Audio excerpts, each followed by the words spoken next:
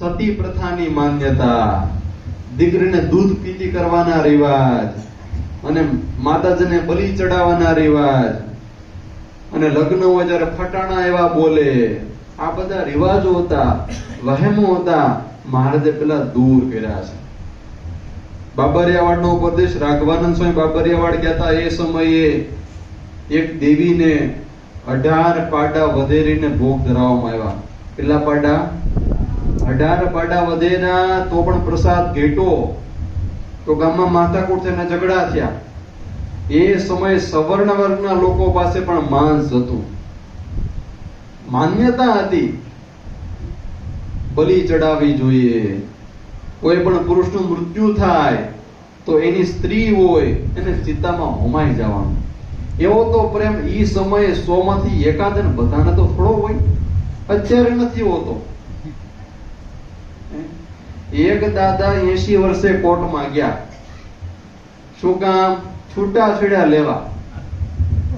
ઓલા વકીલ કે ભાઈ 80 વર્ષે દાદા, હવે તો તમારે 80 ત્યાં 2 વર્ષ ખેંચી ગયો ને. હવે 2 વર્ષમાં એક દિવસે હું નહીં ખેંચું. કેમ? એ કે મારા ઘરના વેલણના હાંસના છૂટા ઘા કરે છે. એ કે પણ અત્યારથી કરે પહેલેથી કરતા? કે તું પહેલેથી કરે છે તો હવે કેમ તમે જાગ્યા? એ કે તો હવે એક્સપર્ટ થઈ ગયા છે, હું સટકી દઉં તોય માથે જ હાંસી આવે છે. એટલે મારે એક દિવસે યાર નથી રહેવું યાર. લ્યો, અત્યારના પ્રેમ નાજુક નથી, હવે તો તૂટી જાય એવા છે.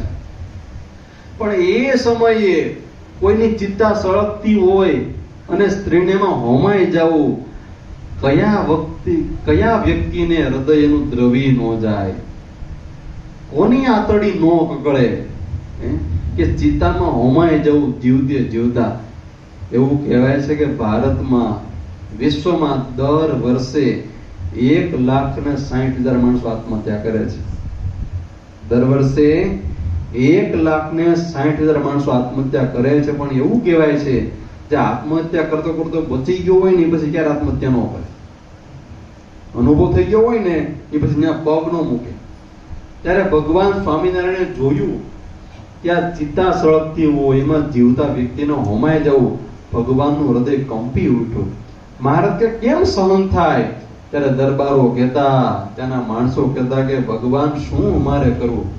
આ સ્ત્રીને પછી ક્યાં મૂકવા જાવ? વિધવા સ્ત્રીને કોણ રાખે? ત્યારે બીજી વખત લગ્ન કરવાના રિવાજ નહોતા.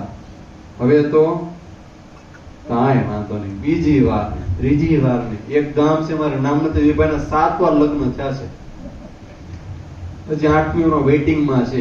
હવે ઉંમર એની 65 વર્ષ થઈ, હજીના લગ્ન તો કરવા જ છે. લ્યો, હીરો મારો જગમગ તો કરવો જ છે. હીરો મારો જગમગ થાય, લાલ મોટર આવી, ગુલાબી ગયું, હજીને ફટાણ સાંભળવા છે. અમુકને હોય. ત્યારે ભગવાન સ્વામિનારાયણ એવું બોલ્યા કે વિધવા સ્ત્રી છે એનું કોઈ નથી, એના અમે છીએ.